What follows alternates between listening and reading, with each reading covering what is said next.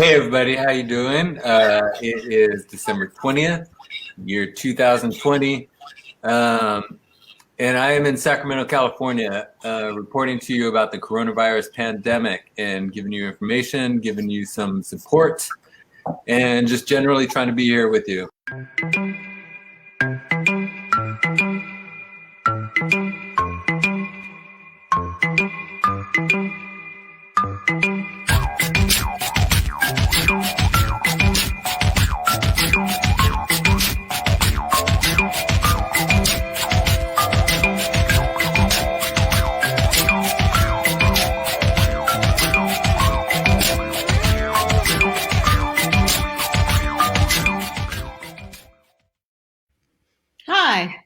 Hi, I'm Marie Acosta.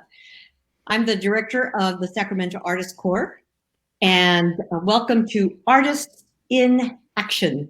This is a series that is highlighting all of the great work that was created by artists here in Sacramento through the Sacramento Artist Corps that was funded by the city of Sacramento to message our communities artistically about how to stay safe, how to stay healthy, and new news about COVID-19, which has pretty much been pretty devastating.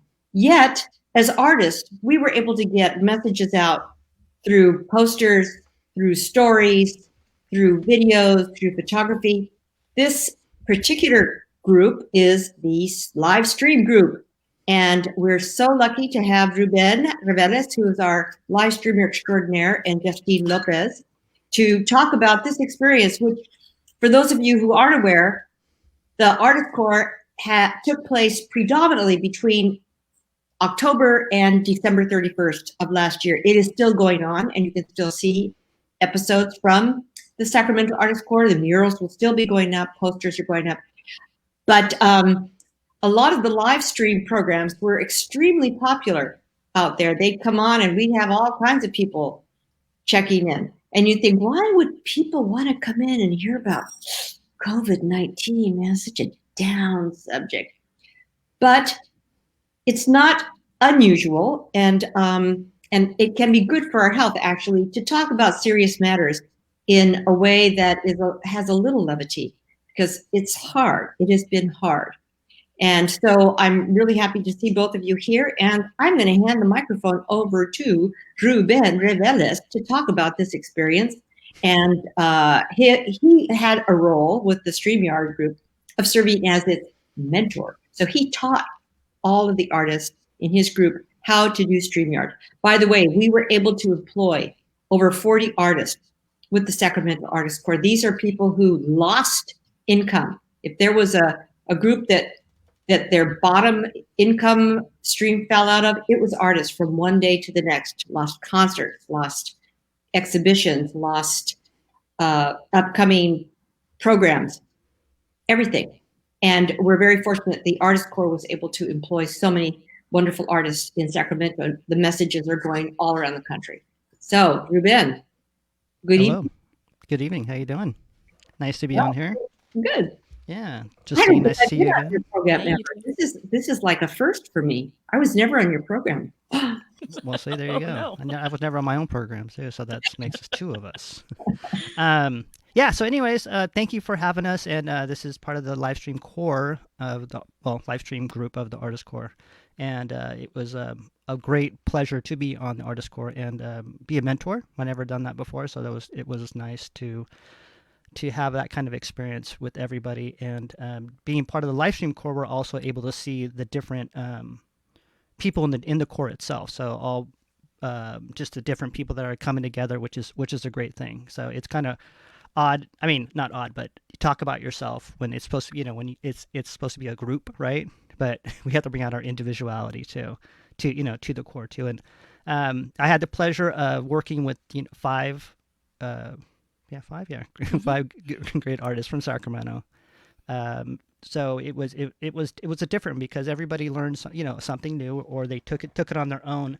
And as artists, we have different languages. Like, we speak a different language, right? It's more of an emotional language, and trying to get this kind of like, say, a photographer, musician, improv artist, a poet laureate of Sacramento, Andrew, and to do a show and kind of make it their own with the messaging of COVID. Was Right. and getting that together, and I struggled myself in trying to get the concept around my head about it because it was a little different for me to do, right? Well, I think there were two challenges for us as artists. One, this whole live streaming was something that all of us were unfamiliar with. It was kind of an alien art form or an alien way to interact with an audience. And then two, these are tough messages. In my younger years, when I was an actor with the San Francisco Mime Troupe, we took on really serious issues like racism and the Vietnam War and unemployment, and turned them into musical comedies and did them outdoors free in the parks of San Francisco. But we made really serious issues ironic. Yeah. Irony was a big tool for us. And one of the shows you had with Justine that I found so wonderful was that she was able to do that. She was able to take this very serious subject matter and turn it around for us. That made it so engaging and fun to watch. Yeah. And Justine has a great show, and it was fun to watch too, and just watching people interact like that, and getting all this knowledge and facts about things I've learned myself from the show too. And how was that for you, Justine, on that, trying to create something with that part in mind of COVID? Well, I think kind of going back to with what Maria was saying is like taking a tough subject that we're facing and turning it into something comedic. I think just naturally as comedians, that's the way we cope with anxiety, stress, and fear, and things beyond our control. The way we deal with it is through comedy, and I think it just comes naturally to comedians. So I think it was easier on my end that I have a pool of comedian friends that naturally are comedic, and especially improvisers, where we don't prepare anything, and so all of it is very stream of consciousness when we're talking, and it turns out just to be comedy. So I think that was the easy part of booking people for my show and making it, and there was no real plan to make it comedic. I think it was just that's just how we do it naturally.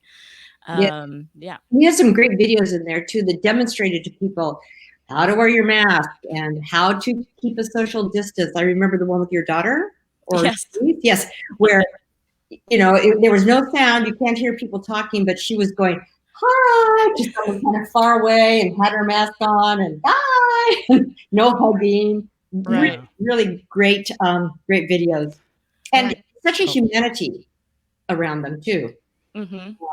I think Ruben brings that just naturally. I try. Yeah. We do have some live stream queued up, Ruben. Whenever you want to. Yeah, we're gonna bring on the live stream crew right now, so we can introduce you who is in the crew right now. And it's my fault that Jesse is not in there, I think, because I got so many emails, and so. But let's bring up the webpage, and we'll see everybody that's in the group right now. So, the guy with that hair, that's me right there. Okay, yeah. But Andre Fay is he has Masked Up, and it's a Masked Up. It's a COVID live stream show. And that's a turned community health show now, because it got picked up from Senator Pan's office. So that we'll talk about that later, and we're going to show some videos of that too. And Dominic Garcia is a musician from Sacramento, longtime musician from Sacramento. You've seen him around playing, and he did a show called Cover Loops, what had to do with discussion of COVID-19 within different parts and different communities too, and also music as kind of a binder together, so to speak. So that was a great show too. And No Set Art thing we talk about, his was also, I think a lot of these shows and you talk about, they're all really for mental health too during COVID. And that's something that very touched me, because I knew two people that took their lives during this time. And I remember when it first started, how dark those times were. And this is, Roberto did some artwork, made his own art, also talking about what it is to be an artist and to do, anybody can do art and bring it to themselves, and also as a mental health issue too, to relax, and also with different kind of information about COVID-19 and a lot of mental health hotlines and stuff like that. Yeah, I think Roberto made it very, it was a dialogue. It was not a thing that we shunned or put aside. It was like, hey, we get it. This is hard. People are going to have mental health issues going on. Yeah. So, and this is Roberto's here too. And yes, and you're right about that too. And that's why when you talk about making something funny or making it, it is dramatic, right? And I'm sure when you guys did like Vietnam War was something, and it's always the artists who are out there putting out a different kind of message out there and trying to help, trying to help out as far as how we're going to get to that point too.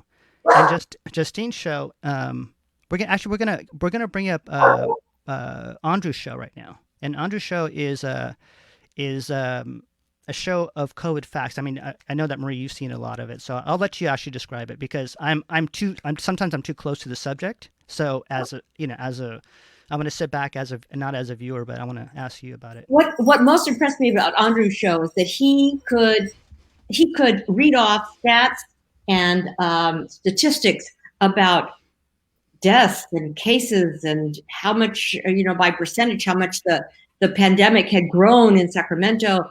And he did it as a poet. So it was so engaging. It wasn't like, CNN or a radio program where you're hearing, and today, it was melodic. It was poetry, but you got it. You got the message. And then he had this great puppet, Zeus, who came on, a wonderful guest. It was a trip. Zeus was a show stealer, so we have Zeus 2 coming up too. But first we'll play the first the intro and about 2 minutes into a show, just so you can see his flow. And you're right about that. He is a Sacramento Poet Laureate, and he does have that flow. He's an MC, and you can tell. And he did a great job with that, and also with the graphics and everything else that made the show unique. So we'll play it now.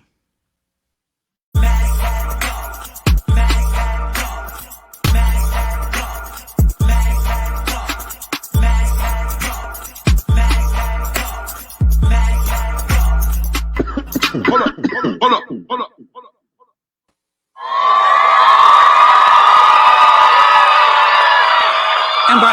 And by now, you know it's Monday night at 8:08. And I am your host, Andrew Defy, the Gorilla Poet Laureate, aka the Hoodie God, aka Spitting Quarantino, aka I wear my sunglasses at night indoors because my eyes are as sensitive as my heart is, y'all.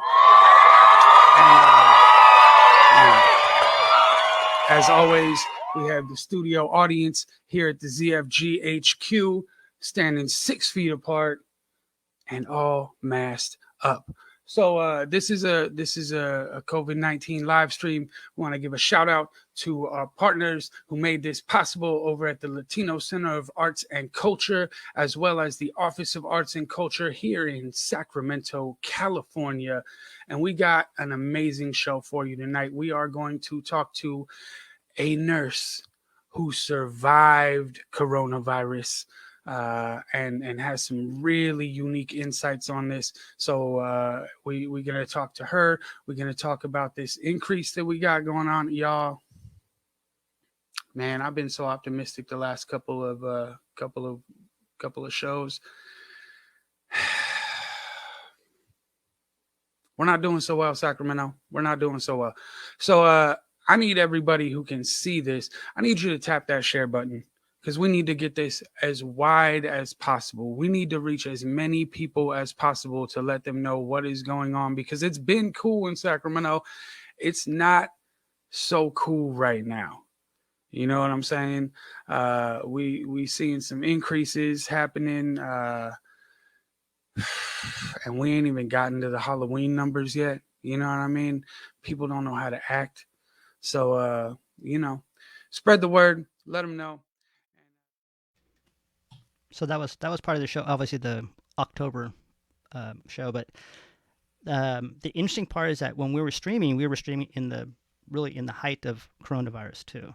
And so there's always statistics were changing. Everything was changing. I mean, we're still in thick of it now, but back then it just seemed during October, I mean, the weather was different too. And it was a crazy time back then too. And it's cool about the project too is that it is a document of time too, as we see it too. So it will be, out there, and we will have documented this time. And and how you said too about there is, we're going to play a snippet of a puppet, all right? It's because his show is serious, and then he has, he was going to interview a nurse at that time who survived coronavirus. Now, I have a quick question Yeah, for you. Justine, did you get to see other shows as well as yours? Or were these people you already knew?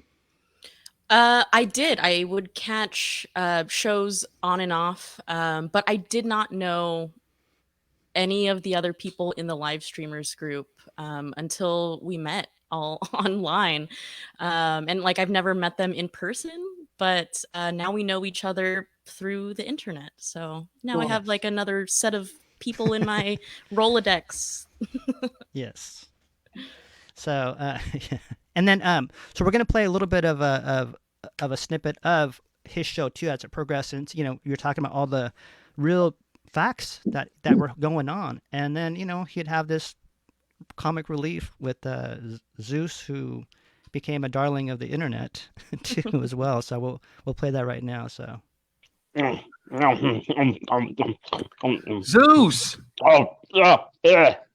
Sorry, hold on. Well, just enjoying some. Where have you been? I was looking for you. Well, I was celebrating a non-secular Halloween out in Cabo San Lucas. I was gonna ask you to be my special guest on the show tonight, because people really enjoyed your appearance last week. I know. It was like the only reason they tuned in. For good old Zeus T. Fitzgerald, a.k.a. the Lightning God, a.k.a. the God of Rock and Roll, a.k.a. Puppet Guy. Yeah, okay, mine aren't as cool as yours, Andrew. I'm sorry. I mean, we can work on it. We can work. Yeah. I mean, if you're going to launch into show business, which you clearly are. I mean, look at me. I'm in a hotel.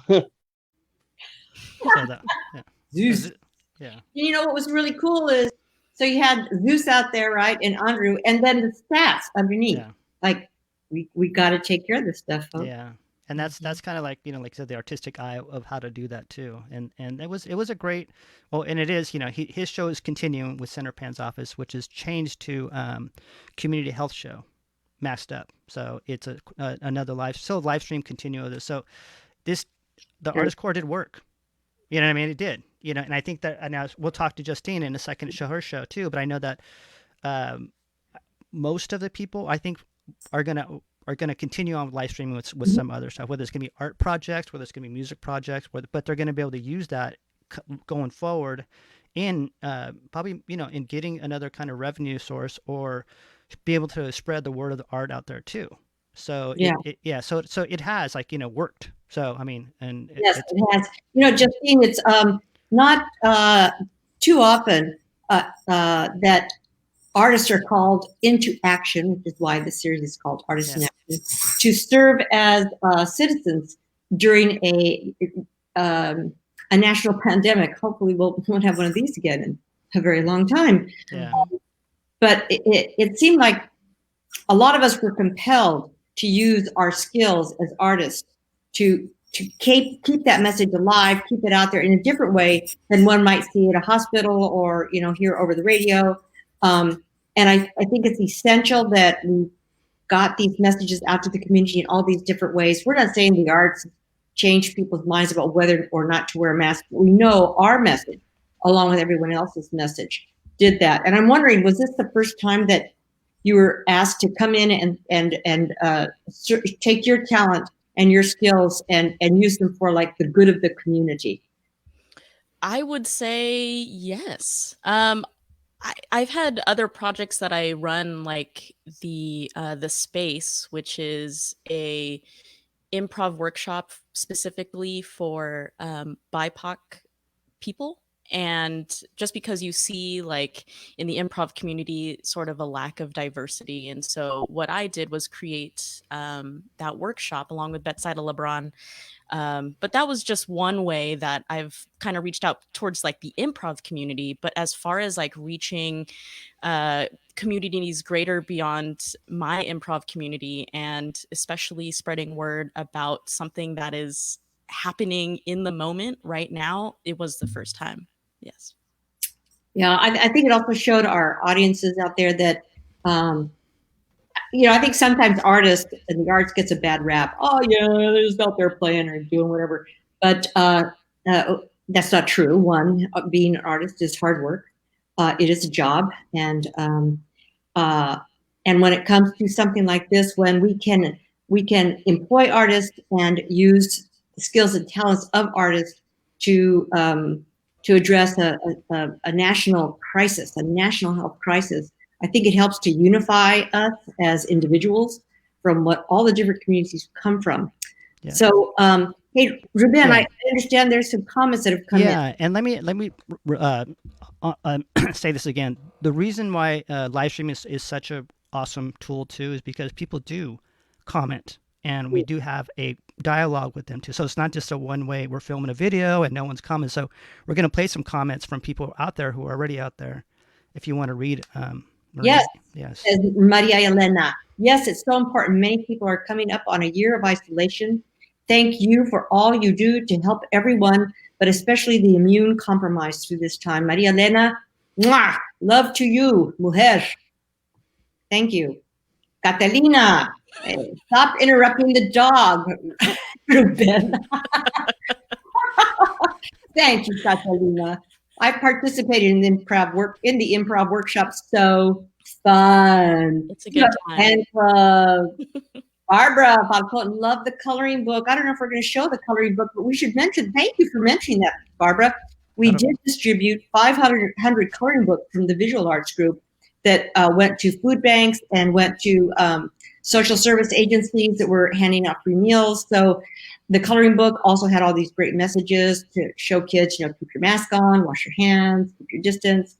Yeah, I think that show's coming up at when is it? The next Tuesday. Right, I think next Thursday. Yeah, the whole schedule for the Artist in Action series is up online at the Sacramento Artist Corps website. Yeah, I'm sorry, the Sacramento Artist Corps Facebook site, and the next show is on the 4th, I see. I'm not sure which one it is. Visual Arts, I can't remember. But, just, again, I even kind of lost track. We had like 7 workshops going.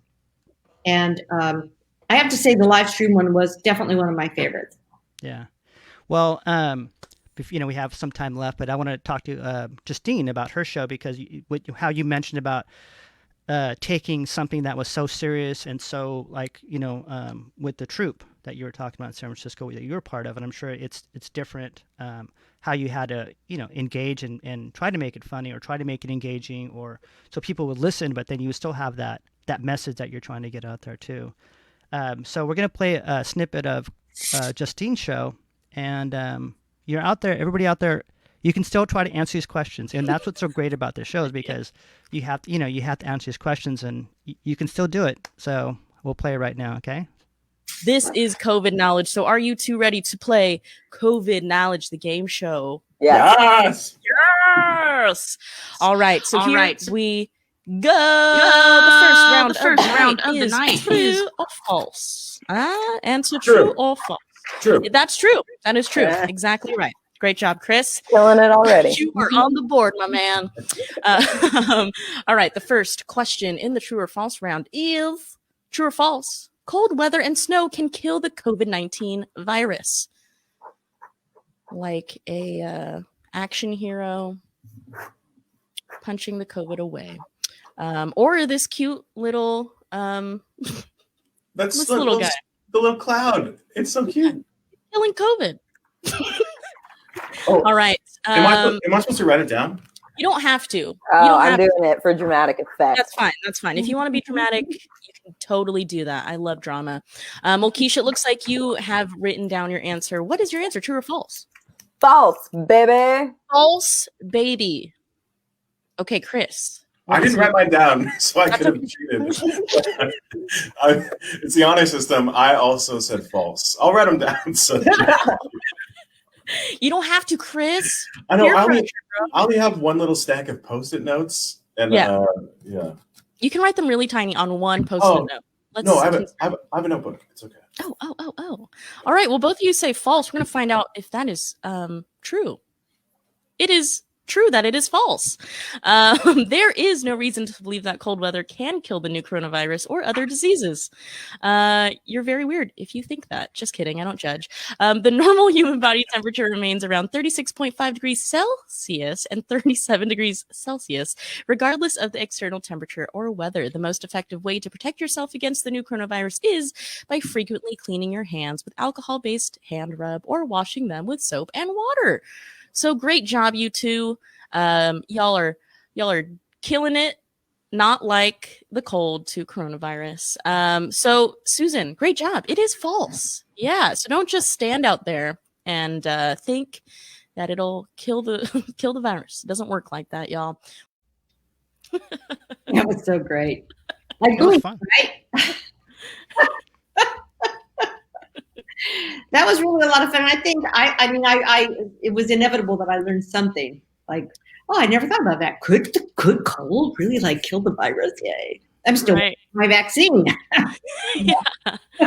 I wish it were in cold, but it's not. Yeah, I mean, the great thing about the reason why I decided to make it like a game show is because from my personal experience, I like to go into projects thinking like, how do I learn and how do I receive information and take it in? And I was like, well, I love trivia shows. I love Supermarket Sweep. I love Jeopardy. I love any type of trivia show. Who Wants to Be a Millionaire? Are You Smarter Than a Fifth Grader? All of those combined. And that's how I learned because it's entertaining. It's in a way suspenseful.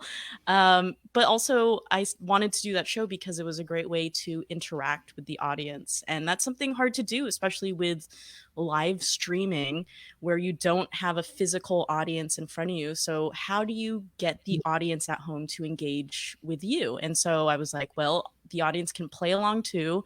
It's always fun to play a game with everyone. And that's what you saw in the comments where people were really playing along. And I learned a ton of things just by doing research on the show every week. And I think we had mentioned this earlier in the show about every week there was something new in the news about coronavirus. So there wasn't any time where I was like, oh, I don't have any questions to ask. There was so much out there, new variants coming out and new statistics coming out. So yeah, it was just How many shows did you do? 10 shows. 10 shows. They're fantastic. And again, folks, for those of you watching now or later, because this video, this stream will be available on our Facebook site. Is that correct, Mr. Reveles? Yeah, and YouTube and yeah. And also it'll be archived for all the shows to, so you can go back and watch them on. They're really all good. There's 50 shows and it'll be on the Latino Center /Artist Corps on there. And still relevant. And yeah. Oh yeah.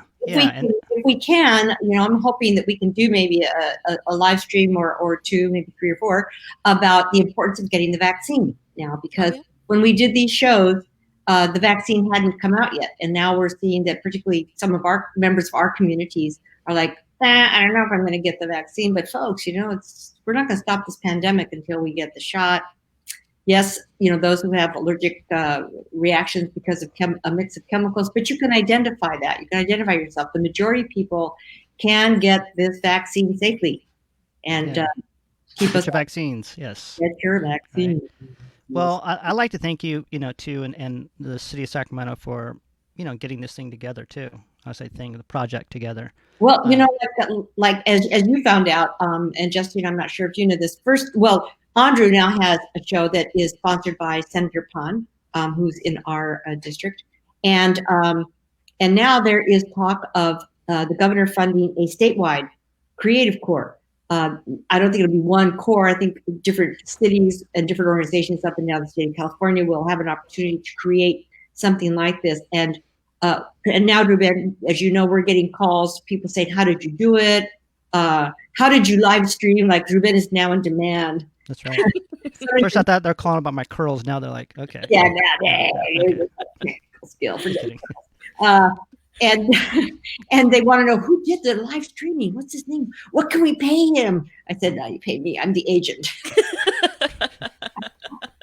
There you go. See? But we had a great team. Richard Falcon. I thought he was going to be with us on this show. I love you, man. My partner in crime. This wouldn't have happened without him. Richard, you're bad, dude. Nico Colon, our live stream producer, coordinator, social media dude extraordinaire. Justine, this is, I'm going to be watching for your shows. And when this all opens up, I'm going to your shows and I'm going to hoot and holler because we will all need a little belly laugh. Absolutely. Yeah, I really can't wait to get back. It's it's getting old standing in front of a camera. Yeah. It'll happen. People just hang in there. Council member Eric Guerra, thank you so much for all of your support. Ray Gargano and the Sacramento Metro Arts crew, thank you very much. And to all of the artists, over 40 artists who just immerse themselves in this mission to use our talents to message our community.